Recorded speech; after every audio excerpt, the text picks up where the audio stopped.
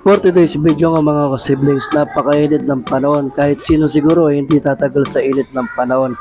At naisipan nga namin mag-swimming dito sa Del Rosario.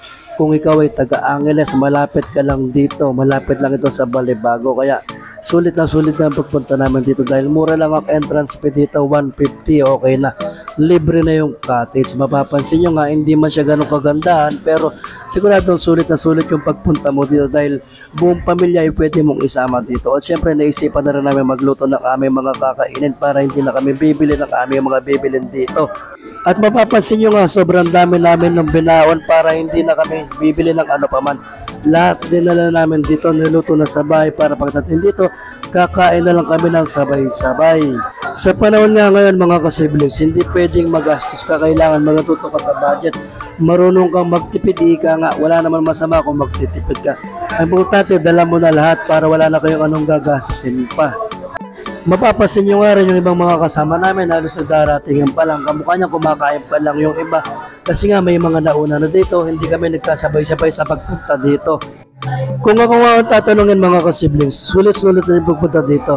Okay na rin yung medyo malapit lang. Hindi mo na kailangan lumayo kasi kung lalayo ka, sa biyahe pa lang talo ka na. Pero kung malapit lang yung pupuntahan mo, okay na. Makakapagpahinga ka, magagawa mo lahat ng gusto mong gawin. Anytime, anywhere, pwede kang mag-swim, pwede kang lumungay, pwede kang kumahon, pwede kang kumain.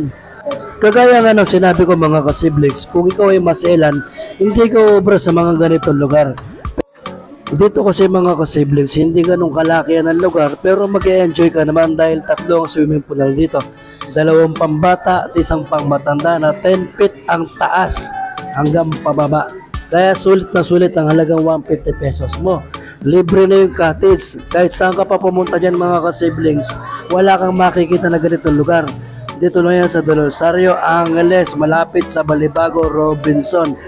Kaya ano pang hinihintay nyo mga kasiblings? Kung kayo ay nagbabalak mag-swimming, nire-recommenda ko itong Del Rosario. Malapit lang ito sa Robinson, Balibago, Angeles. Sa mga taga-Angeles yan, taga-Porac, madali lang itong hanapin. Kung gusto nyo mag-swimming, dahil nga sa init ng panahon, hindi natin matagal ang init ng panahon, pwede ka magtampisaw dito at pwede ka lumangoy hanggat gusto mo. Kahit saan ka kasi pumunta ngayon, lahat ng swimming pool ay may bayad ang cottage. Pero dito sa Del Rosario, libre lang ang cottage. Kaya ano pang ginagawa nyo, pumunta na kayo dito. Ito nga pala yung sinasabi ko sa inyong pambata mga kasiblings. Ayan yung aking misis at aking baby prinsesa, ang nag-iisang anak ko na babae.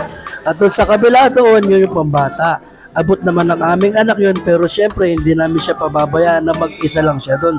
Dahil nga 9 months pa lang siya, hindi siya pwedeng iwanan mag-isa. Kaya lagi kaming nakaalalay sa kanya. Salamat sa panonood niyo mga kasiblings. Huwag niyong kalimutan mag-follow, subscribe sa aking YouTube channel at Facebook page. Huwag niyo rin kalimutan i-share, i-like ang ating mga simpleng videos na kagaya nito. Hanggang sa muli mga kasiblings, maraming salamat sa panonood. Ingat kayo lagi. I love you all.